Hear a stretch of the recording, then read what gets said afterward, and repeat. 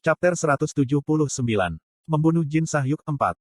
Ketika saya terjebak di lift, saya berbicara dengan telur Munin. Itu bukan sesuatu yang menarik. Saya hanya menceritakannya dongeng-dongeng yang menyenangkan seperti kisah kelinci dan kura-kura serta kisah 3 anak babi kecil.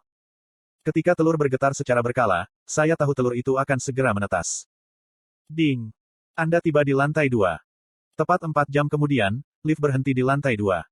Saya memakai topeng dan kerudung saya, lalu melakukan pemeriksaan pemeliharaan pada Desert Eagle. 0,5 detik untuk memuat dan memuat ulang, 1,5 detik untuk mengubah pistol dengan aether. Sudah cukup. Soong. Pintu lift terbuka dengan suara futuristik. Di baliknya ada hutan yang luas. Sinar matahari yang hangat menyinari langit, dan udara panas menyelimuti kulitku. Saya melangkah ke rumput dan mengamati daerah itu dengan mata 1000 mil saya. Untungnya, Luke tidak terlalu jauh. Dinilai oleh alun-alun kosong di depannya, gelombang kedua pemain sepertinya masih ada di ruang tunggu mereka. Pertama, saya memanjat pohon.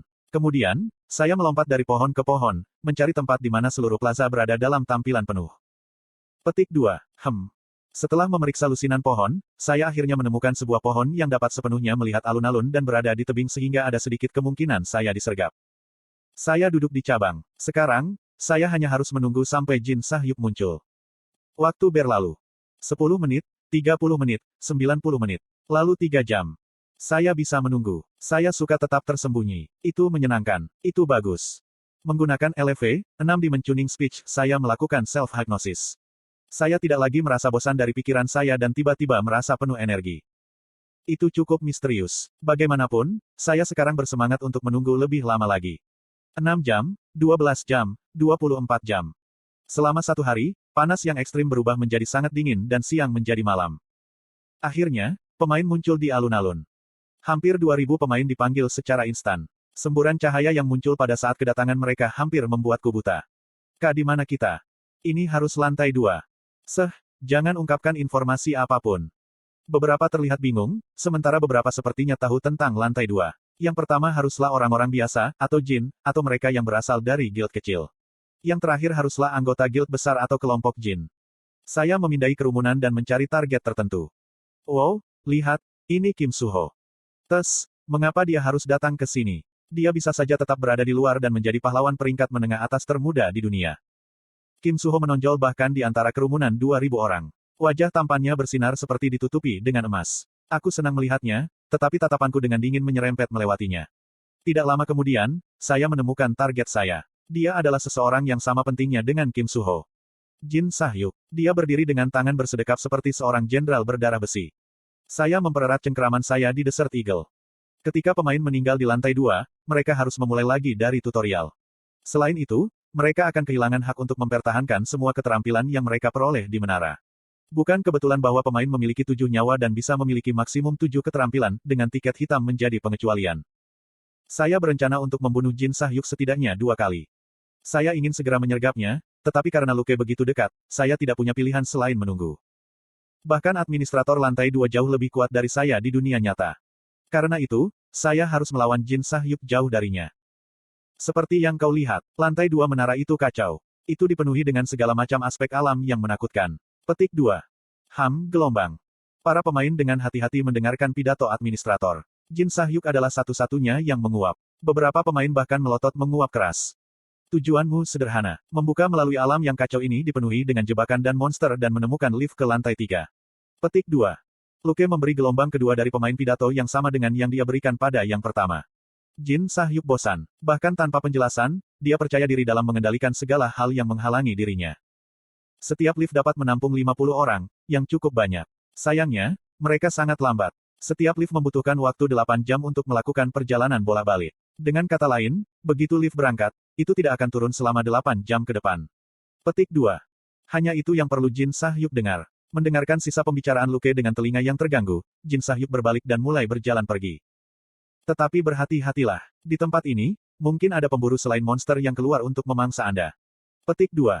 Administrator memberi peringatan terakhir. Terganggu oleh kalimat khusus ini, Jin Sahyuk berhenti dan menatap administrator. Untuk beberapa alasan, dia sepertinya menatapnya. Ada pemain yang tetap di lantai 2 atau kembali dari lantai atas untuk menyerang dan mencuri dari pemain yang lebih baru. Anda harus berhati-hati dengan pemburu pemula ini. Mereka tahu bahwa Anda memiliki setidaknya 1000 TP, dan bahwa Anda berada pada posisi terlemah Anda. Petik 2. Kerumunan bergerak. Sepertinya ini adalah pertama kalinya anggota guild mendengar tentang ini. Karena guild sangat fokus pada cara memanjat menara lebih cepat, mereka lupa tentang pemain lain yang memiliki niat buruk. Sekarang, keluar dan cari lift. Dengan itu, administrator duduk di bawah pohon dan mulai membaca buku. Mayoritas pemain termasuk Jin Sahyuk berhenti memperhatikan administrator dan pergi. Bahkan pemain, yang tidak termasuk mayoritas hanya memberi administrator busur ringan sebelum melanjutkan.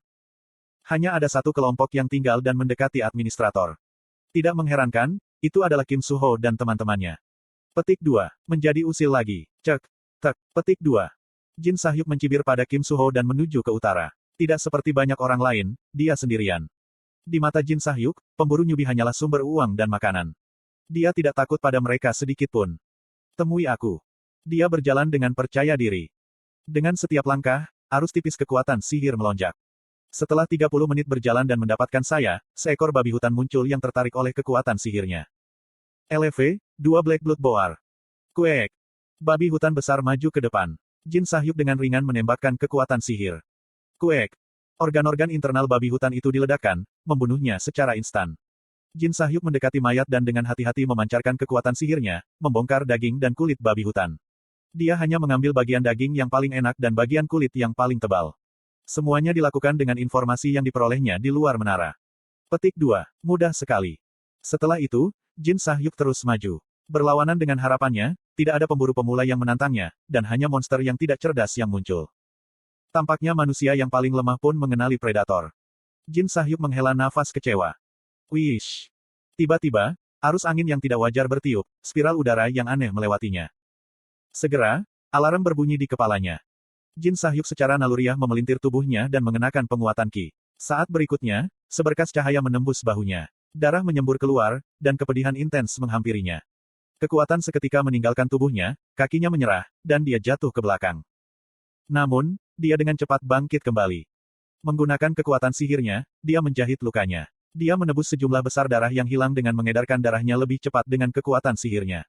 Pada saat yang sama, dia menghitung arah serangan itu datang dan melemparkan gerombolan kekuatan sihir. Serangannya melesat maju seperti panah dan benar-benar menghancurkan semua pohon di jalurnya. Keluar. Jin Sahyuk berbicara dengan nada rendah. Tapi dengan suaranya yang membawa kekuatan sihirnya, itu menyebar jauh dan luas. Penyerang bereaksi terhadap suaranya dengan peluru lain. Kali ini, dia tidak membiarkannya. Peluru itu menyentuh penghalang ajaib yang dia ciptakan dengan cepat. Penghalang itu hancur saat menyentuh peluru, tetapi berhasil mengubah sedikit saja. Sudah cukup. Jin Sahyuk dengan cepat memutar tubuhnya dan menghindari peluru. Dia sudah belajar dari serangan awal. Sekarang, snipes jarak jauh tidak lagi berfungsi padanya. Dia tidak tahu siapa yang bisa begitu berani untuk menyerangnya, tetapi sejauh yang dia khawatirkan, itu adalah kekalahannya saat dia tidak bisa membunuhnya dengan pukulan pertama. Namun, penyerang menembakkan peluru lain. Sepertinya dia bukan pelajar seperti dia. Jin Sahyuk menyeringai dan melepaskan penghalang. Namun, petik 2. Tanda tanya tanda seru petik 2. Peluru itu tiba-tiba melengkung di udara, mengabaikan hukum alam dan terbang menuju titik buta penghalang. Mustahil untuk menghindarinya. Jin Sahyuk dengan cepat menghitung titik dampak peluru dan memusatkan kekuatan sihirnya di tempat itu. Petik 2 tanda seru petik 2. Kali ini, pahanya dipukul. Konsentrasi kekuatan sihirnya yang cepat berhasil mencegah kakinya agar tidak meledak, tetapi rasa sakit yang tak tertahankan menjalari dirinya. Sesh. Dengan suara gemerisik dedaunan, seorang lelaki melompat turun dari pohon. Pria yang diprediksi menjadi penembak jitu itu mengenakan topeng dan tudung. Namun, ia kemudian membuangnya dan memperlihatkan wajahnya yang telanjang. Dia mulai berjalan ke arahnya. Jin Sahyuk dengan cermat mengamati wajahnya. Kamu. Dia tahu persis siapa dia. Setelah menembakkan 3 peluru, saya menonaktifkan mode senapan sniper. Kemudian, saya melompat turun dari pohon tempat saya duduk. Saya mempertimbangkan untuk mencampurkan kekuatan sihir stigma ke dalam peluru untuk membunuhnya dalam satu pukulan, tetapi saya memutuskan sebaliknya. Jika dia mengelak, serangan pamungkasku akan sia-sia, dan bahkan jika itu menghantamnya, dia hanya akan kehilangan 1 nyawa darinya. Untuk mengambil setidaknya 3 nyawa dari membunuhnya, aku harus meniup kepalanya dengan senapan. Itu satu-satunya cara. Saya mendekati Jin Sahyuk. Sudah lama, kan? Petik 2. Jin Sahyuk memelototiku. Saya pikir dia jatuh ke belakang, tetapi dia sudah bangun.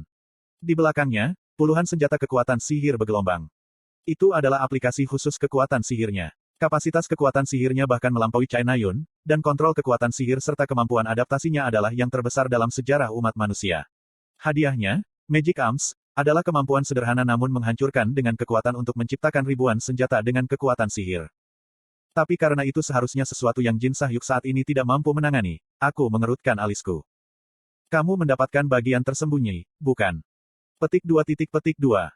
Jin Sahyuk tidak menjawab, tetapi saya yakin dengan dugaan saya. Saya tidak tahu persis bagaimana dia menemukannya, tetapi dia harus memilih, menghapus 10% dari pembatasan stat, sebagai hadiahnya. Oi! Jin Sahyuk, yang hanya memelototiku, akhirnya angkat bicara. Apa?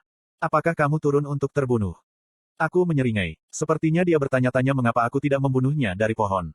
Tentu saja, jika saya mau, saya bisa dengan mudah melakukannya.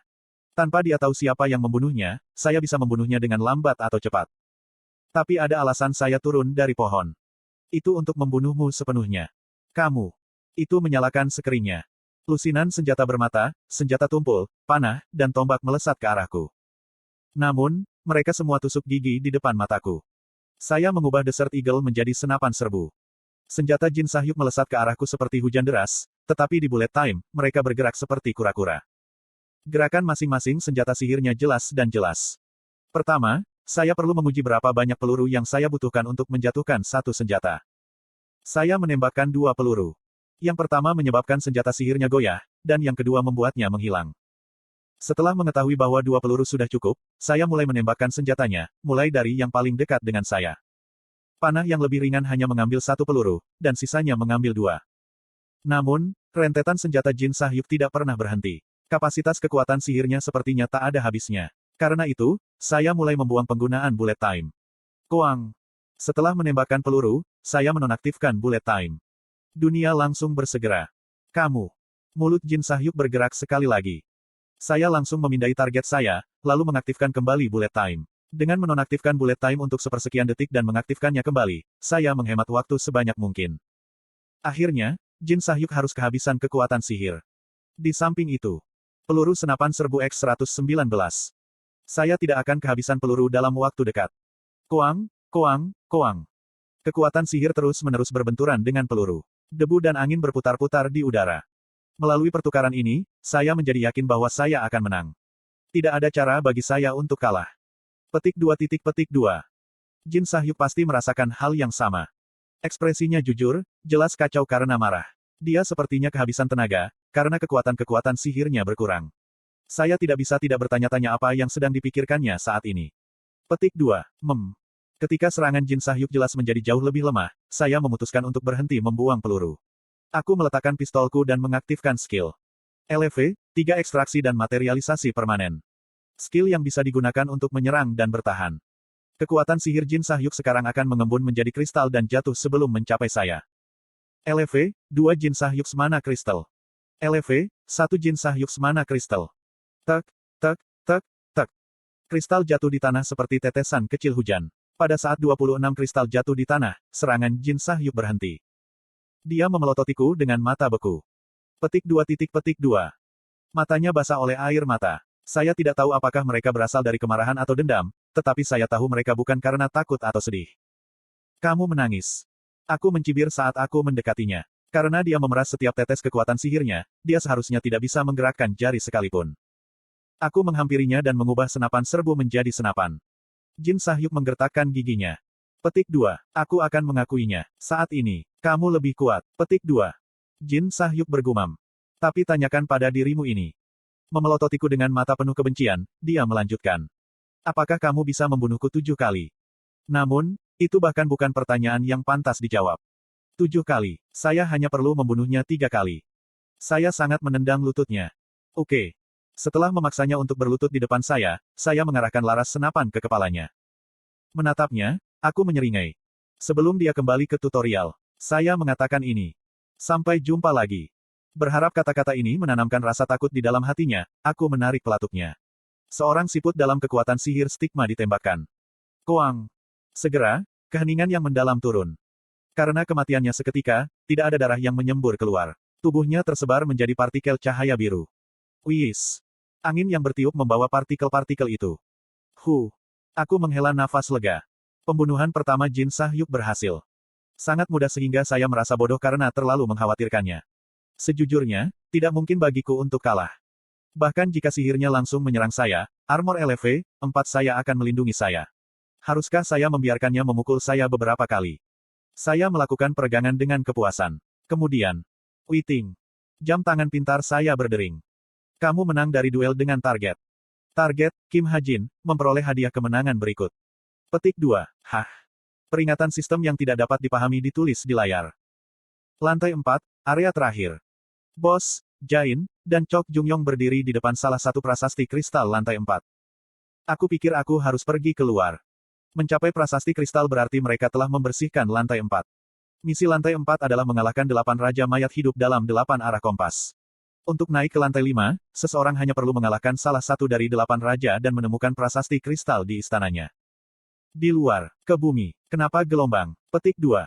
Sudah mulai bersenang-senang, bos. Mengapa Anda tidak menunggu sampai Anda membersihkan lantai 5? Petik 2. Jain dan Chok Jung-yong mencoba membujuknya. Tidak, kurasa aku tidak bisa menunggu lebih lama lagi. Namun, bos bertekad. Dia tidak lagi bisa mengabaikan keraguan dan kecurigaan di hatinya. Dia tidak yakin apakah kaca pembesarnya rusak atau jika Kim Ha-jin salah, tetapi dia perlu tahu mengapa Kim Ha-jin ingin tidur dengan nyenyak. Jain, yang dengan tenang memperhatikan bos, melangkah maju. Minggirlah, Jung-yong. Apa, kenapa selalu aku? Pindahkan itu. Anda pernah diasingkan sebelumnya di kehidupan sebelumnya, bukan? Petik 2. Apa hubungannya dengan? Setelah mengirim Chok Jung-yong pergi, Jain berjalan mendekati bos. Ada yang mengganggumu, kan? Katakan padaku. Dia berbisik di telinganya. Petik 2. Aku belum bisa memberitahumu. Namun, bos tetap diam. Dalam situasi di mana dia tidak bisa memastikan apapun, dia tidak ingin membawa wacana di antara anggota rombongan. MN. Tunggu saja. Aku akan mencari tahu kebenarannya, apapun yang diperlukan. Melihat tekad bos, Jain tidak menggali lebih jauh darinya. Jika kamu mengatakan begitu. Baiklah, aku akan bertemu kalian berdua nanti. Jangan pergi dan melukai dirimu sendiri, oke? Setelah mengangguk, bos melihat melalui toko pemain untuk membeli tiket yang diperlukan, sementara Jain dan Chok Jung-yong berjalan ke prasasti kristal. Setelah sekitar 5 menit.